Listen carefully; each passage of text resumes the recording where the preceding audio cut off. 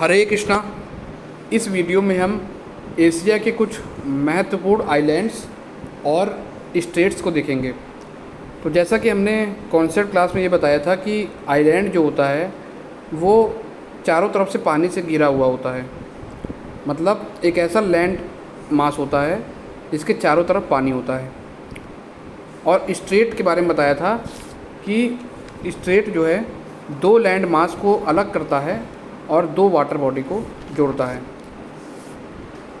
तो largest island world का Greenland है।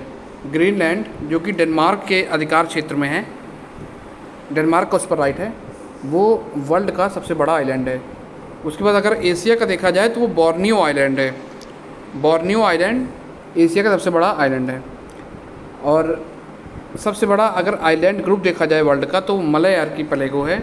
और मलय आर्कीपेलागो इस रीजन में हमको देखने को मिलता है। इस रीजन में मलय आर्कीपेलागो हमको देखने को मिलता है। आर्कीपेलागो के बारे में बताए थे कि ग्रुप ऑफ आइलैंड्स को आर्कीपेलागो कहते हैं। तो हम शुरू करते हैं बोर्नियो आइलैंड के साथ, जो कि एशिया का सबसे बड़ा आइलैंड है।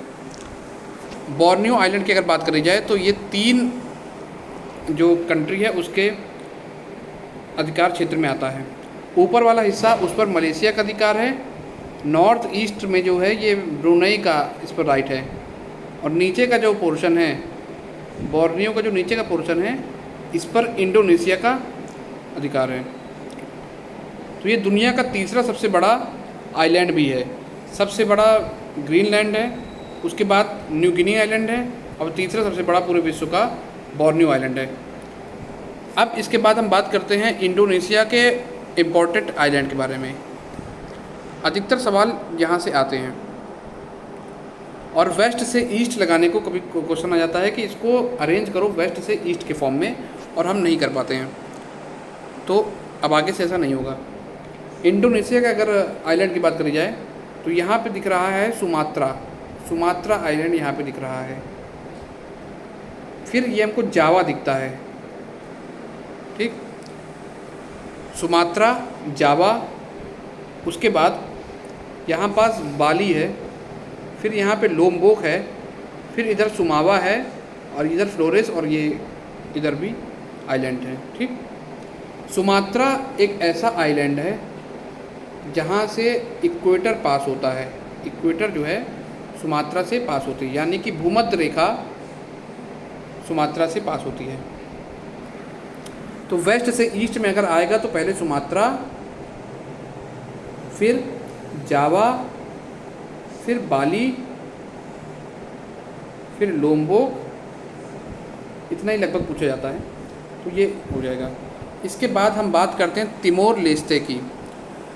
तिमोर लेस्ते ये इम्पोर्टेंट इसलिए हो जाता है, करंट अफेयर के दृष्टि से भी अगर देखा जाए तो तिमोर लेस्ते बहुत इम्पोर्टेंट है।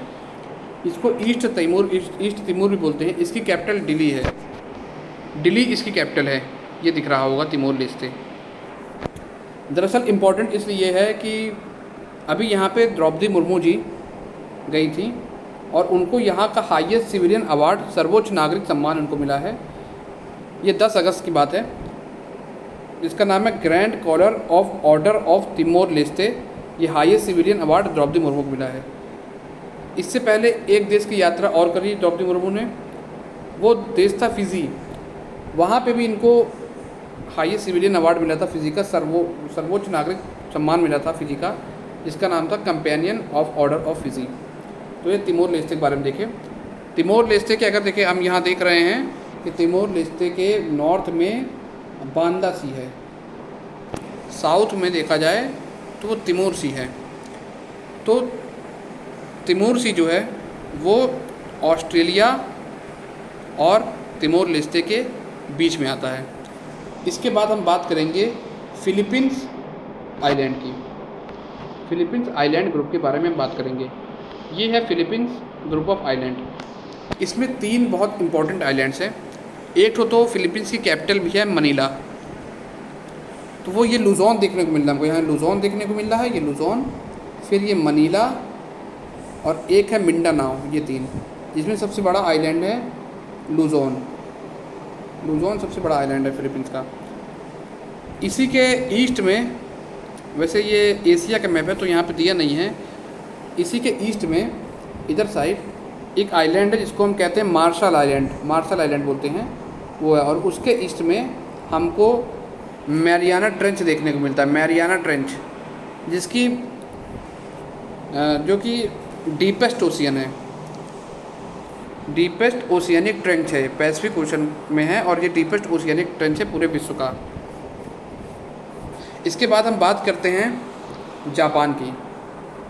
तो ये जापान के 4 आइलैंड बहुत इम्पोर्टेंट है। जो सबसे ऊपर आइलैंड है ये वाला जापान का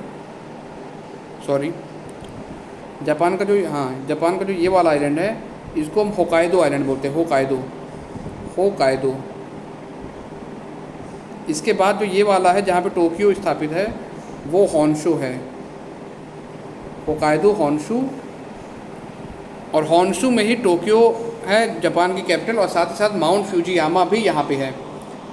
इसके बाद शिकोकू देखने को मिलता है नीचे, शिकोकू जहाँ पर हिरोशिमा है और जहाँ पे बॉम्ब गिरा था।